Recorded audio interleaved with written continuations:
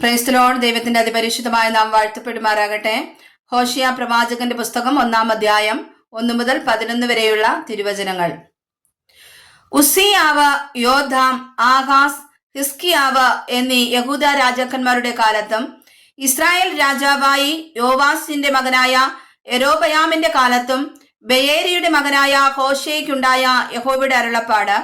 യഹോവ ഹോശേയ മുഖാന്തരം സംസാരിച്ചു തുടങ്ങിയപ്പോൾ യഹോവ ഹോശേയയോട്, നീ ചെന്ന് പരസംഗം ചെയ്യുന്ന ഒരു ഭാര്യയെയും പരസംഗത്തിൽ ജനിച്ച മക്കളെയും എടുക്ക. ദേശം യഹോവയെ വിട്ടുമാറി കഠിന പരസംഗം ചെയ്തിരിക്കുന്നുവല്ലോ എന്ന് കൽപ്പിച്ചു. അങ്ങനെ അവൻ ചെന്ന് ദിബ്ലയീമിന്റെ മകളായ ഗോമറിനെ പരിഗ്രഹിച്ചു. അവൾ ഗർഭം ധരിച്ച് അവനൊരു മകനെ പ്രസവിച്ചു. യഹോവ അവനോട്, അവന് ഇസ്രായേൽ, ദൈവം വിതയ്ക്കുമെന്ന് പേർ വിളിക്കാം.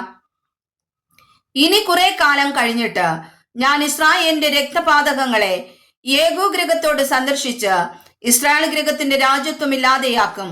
അന്നാളിൽ ഞാൻ ഇസ്രായേൽ താഴ്വരയിൽ വെച്ച് ഇസ്രായേലിന്റെ വില്ലൊടിച്ച് കളയുമെന്ന് അരുളി ചെയ്തു.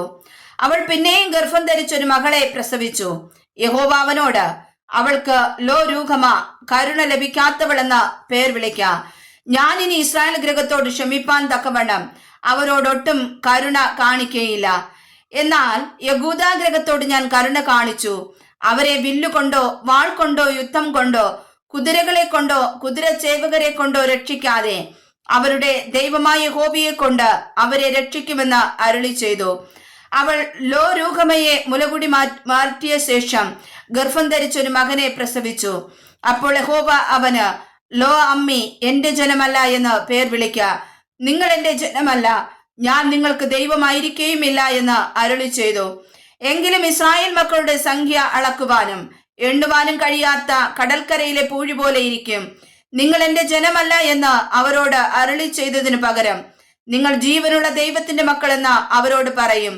യഹൂദാ മക്കളും ഇസ്രായേൽ മക്കളും ഒന്നിച്ചുകൂടി തങ്ങൾക്ക് ഒരേ തലവനെ നിയമിച്ച് ദേശത്തു നിന്ന് പുറപ്പെട്ടു പോകും.